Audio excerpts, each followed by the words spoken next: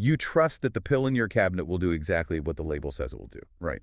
I mean, we operate on this massive amount of invisible trust every single time we twist off a cap or break a seal. Yeah, or mix a powder. It's just baked into our daily routine. Exactly.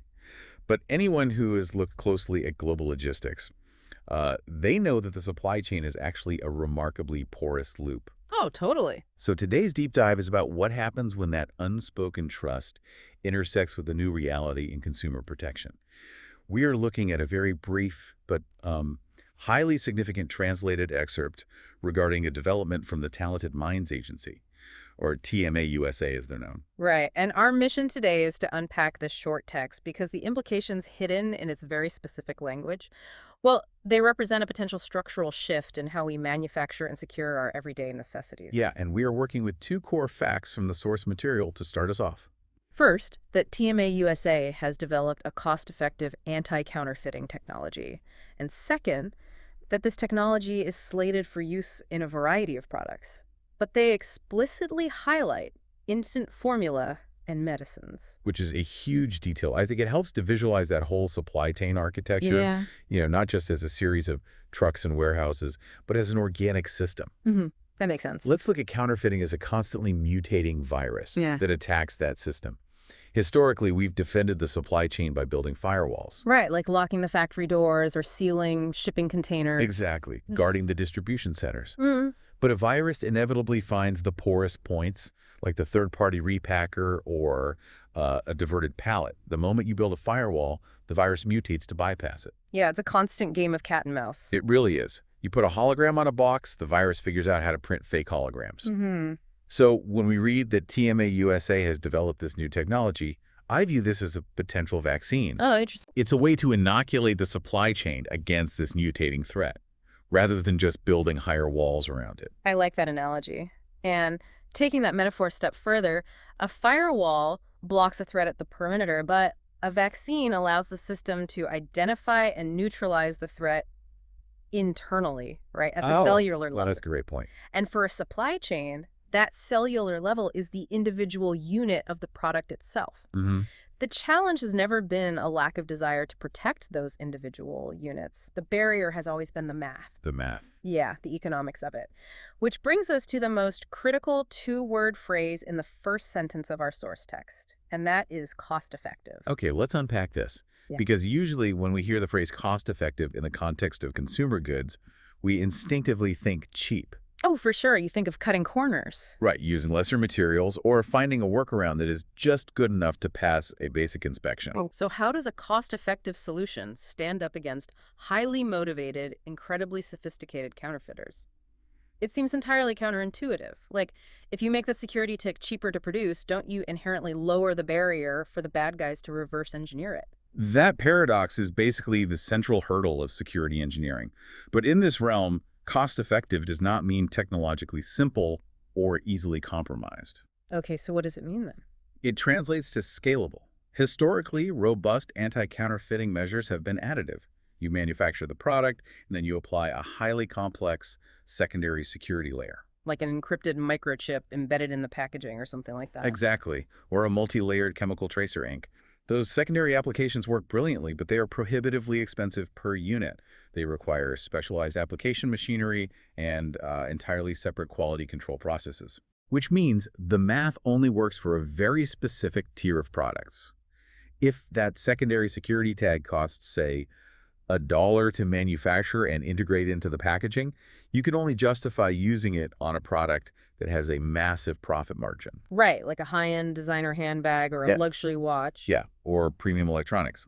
Yeah. You certainly cannot put a $1 security tag on a product that only yields 50 cents of profit for the manufacturer. The economics simply don't allow it. A manufacturer of low-margin, high-volume goods would literally bankrupt themselves trying to implement luxury tier security. Wow. Yeah. So when the source material emphasizes that the TMA USA technology is cost-effective, it suggests a theoretical shift in how the security is actually applied. Interesting. A genuinely scalable solution implies integration into the primary manufacturing process itself, rather than an expensive additive layer applied at the end. They've taken the high walls of security and found a way to build them out of materials that are economically viable for the everyday market. Consider how a lower financial barrier for security tech fundamentally changes the landscape of manufacturing for you as a consumer. If robust protection is no longer a luxury expense, it democratizes authenticity. It sets a completely new baseline. Exactly. The manufacturer of a basic, everyday good can suddenly afford the same level of supply chain integrity as a luxury fashion house. It's not about making a cheaper log. It's about making a log that is so economically viable you can suddenly afford to put one on every single door in the building. Not just on the main bolt. Right, exactly. And lowering that economic barrier instantly expands the radius of what can be protected. This transitions us away from the theoretical mechanics of the technology and directly into its real-world application. Because the true value of a scalable security measure is only realized out in the world in the specific environments where it's deployed. Exactly. And the source text is very deliberate in the second sentence, naming exactly where this TMA USA technology is heading. Yeah, that application is where this story shifts from just an interesting business development to a critical public safety issue. Hmm. The text states the technology will be used in a variety of products, but it explicitly names two categories, which are infant formula and medicines. Here is where the stakes of this deep dive become incredibly real. Oh, excellent. If we think of traditional anti-counterfeiting measures like a highly trained VIP security detail, historically that detail has only been hired for celebrities. They protect the $1,000 smartphones and the designer perfumes because those items represent a massive financial loss to the corporation if they're faked. Right. But this TMA USA tech, targeting infant formula and medicines, is like taking that elite VIP security detail and putting it on the neighborhood school bus. That is such a good way to put it. And that shift in focus recognizes a really grim evolution in the threat landscape. Counterfeiters have historically followed the highest profit margins, which meant luxury goods. Yeah, of course. But as global logistics became more complex and fragmented, bad actors realized that sheer volume and human necessity can be just as lucrative as luxury. There is a fundamental psychological difference between the two markets, though. How so? Well, when someone purchases a counterfeit luxury watch out of the trunk of a car, they generally know they're buying a fake. Mm. They are actively participating in the illusion. They want the status symbol without the price tag. Right. But there is zero participation in the illusion when it comes to the products TMA USA is targeting. When you buy infant formula or medication, you're doing so out of absolute non-negotiable necessity. Exactly. You're buying it to survive or to keep your child alive. The desperation is built right into the purchase. The consumer is completely reliant on the authenticity of the product, which makes those specific supply chains incredibly vulnerable to exploitation. And that vulnerability is compounded by the physical nature of the goods themselves. The source notes this technology will be used in a variety of products before naming those two specifically. Analyzing those two examples reveals a really clear pattern. What stands out to you about them? They are both consumable, they are ingested, they bypass the body's external defenses and cross directly into the consumer's internal system. And they're also chemically complex. Counterfeiting a cotton t-shirt carries very little physical risk. I mean, the worst case scenario is that the seams rip after one wash. Right. But counterfeiting a pharmaceutical involves replicating a precise active ingredient. If a bad actor gets the chemical synthesis wrong, or substitutes the active ingredient with something inert to save money, or worse, uses a toxic binding agent, the consequences are immediate. And devastating. Exactly. The nutritional balance required to sustain a human infant is similarly unforgiving. You can't just substitute chalk powder and industrial sugar and expect a child's cellular development to continue normally. It's terrifying to even think about. We also have to look at the target demographic for these specific goods.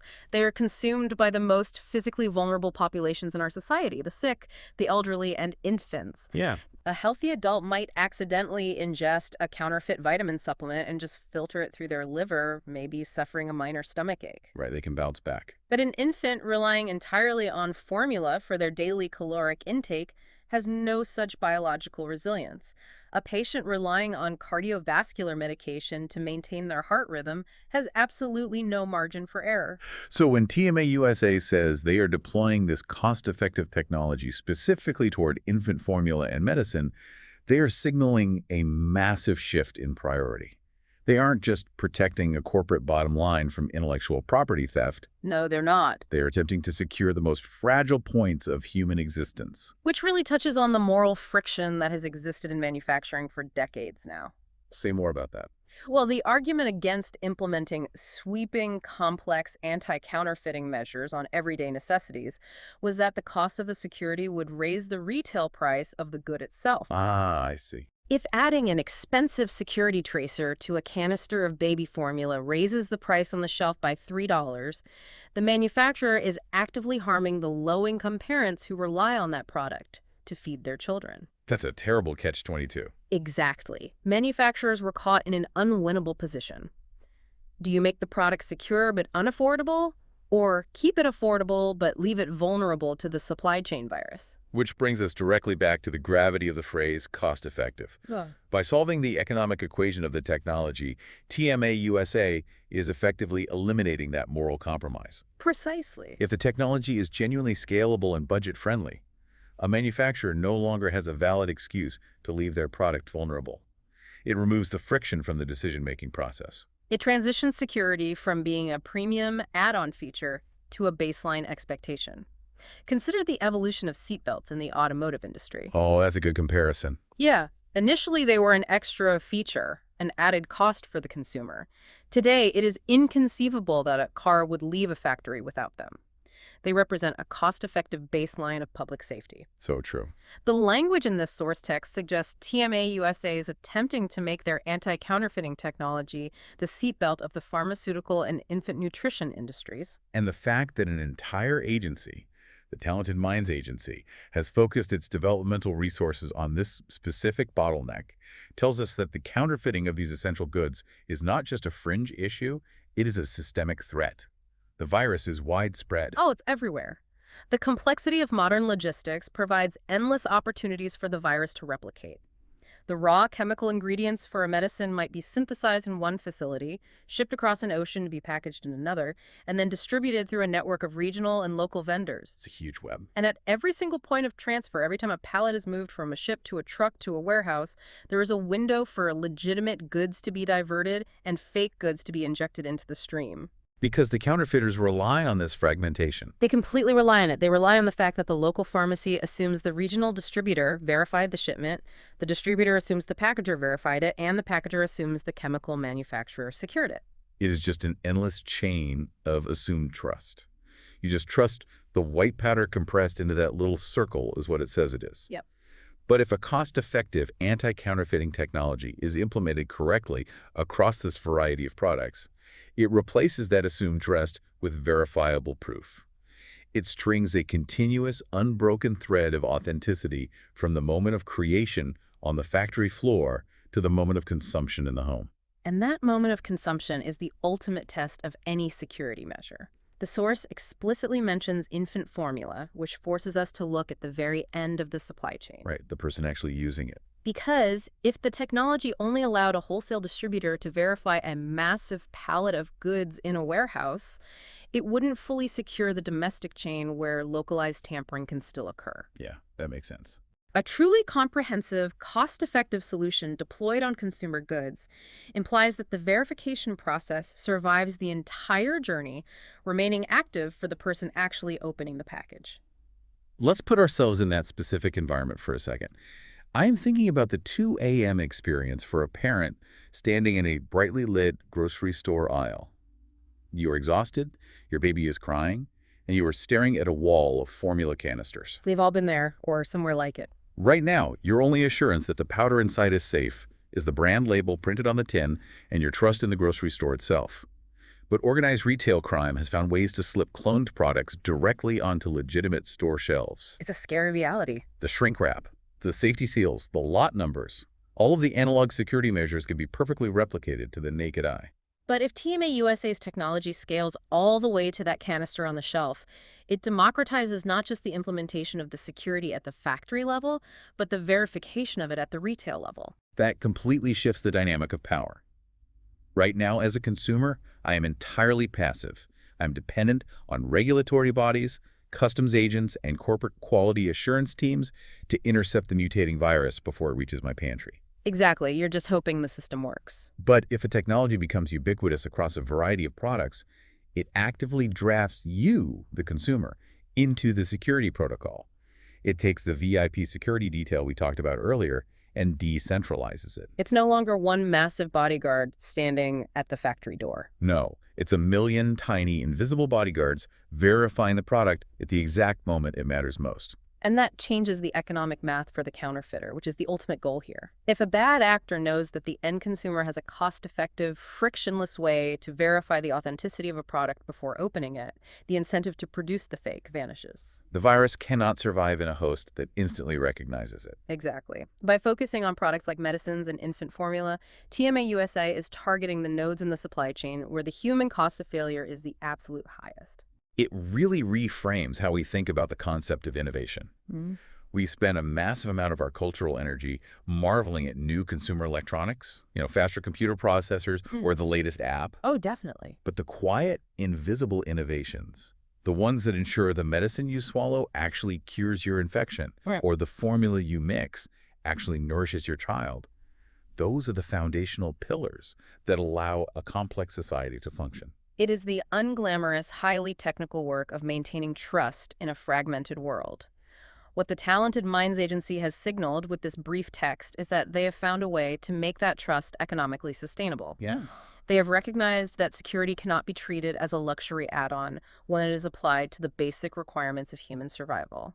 So, to distill our mission today and summarize what we've unpacked from these two short sentences, TMA USA has introduced a new development that attempts to crack the code on affordability in supply chain defense. By making anti-counterfeiting technology cost-effective, they are removing the financial barriers that have traditionally kept low-margin, everyday goods vulnerable. Right.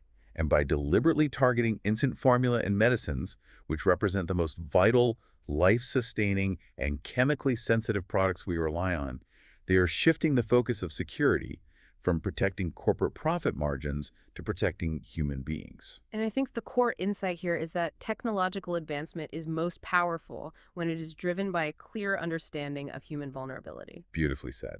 As we wrap up this deep dive, I want to leave you with one final thought to mull over, building on everything we've explored today. Okay. We talked about counterfeiting as a mutating virus Mhm. and this scalable technology as a potential vaccine. We've talked about how this development might draft you, the consumer, into the verification process at the moment of purchase. Yeah, that decentralization of security. Exactly. But consider the long-term reality of that shift. If cost-effective anti-counterfeiting technology becomes the absolute standard for every single essential product we buy, from baby formula to daily medications, will the ultimate burden of verifying authenticity shift away from the manufacturer and directly into your hands? Oh, wow. That's a heavy thought. Right. Will we soon cross a threshold where the invisible trust we talked about at the beginning of our deep dive is just gone forever? Imagine a world where you are expected to personally verify and essentially diagnose the authenticity of every single pill or bottle before you dare consume it, acting as your own final line of defense against the virus of the supply chain. Something to think about next time you're at the pharmacy. Definitely. Thank you for joining us on this deep dive. We'll see you next time.